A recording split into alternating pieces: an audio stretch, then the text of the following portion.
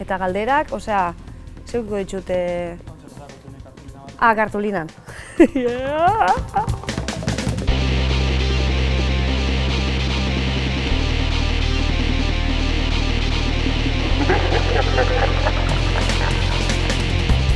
Iruñean rock and rollik ez zioen balerdik. Eta Gasteizen, distorsioa bai, baina rock and rolla...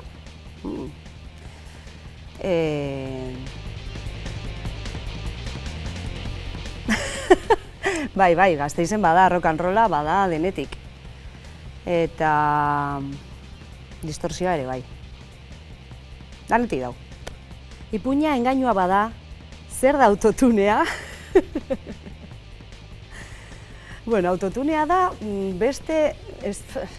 efektu asko bezala beste bat gehiago. Ikustu, demonizatzen dugula, eta egia esan, berez, delay bat, edo reverb bat, edo txoruz bat besteko efektu bat dela. Ez dakiz ze bildur mugitzen dizkigut barruan autotuneak. Hurrengoa. Lautada izeneko diskoa aurkeztu du eibartar batek. Zer esango luke psikoanalistak?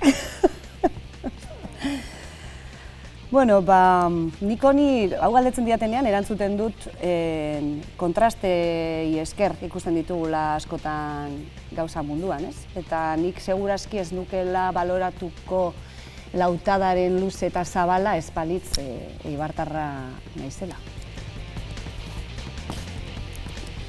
Gitarra gabe igotzen zara agertokira. Musika bizi daiteke gitarra gabe?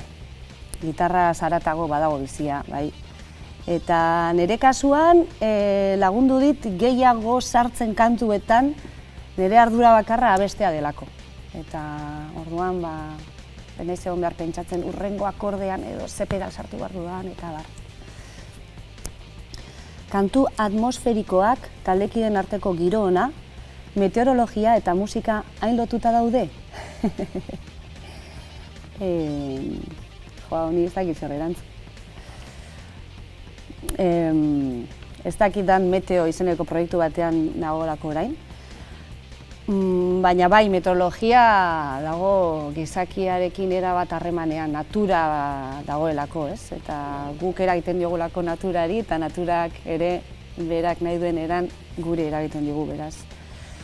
Bai, dena dago lotua meteorologiarekin. EHZ-ara doazenentzat aholkua. Zer da motxilan sartzea ahaztu behar ez dena?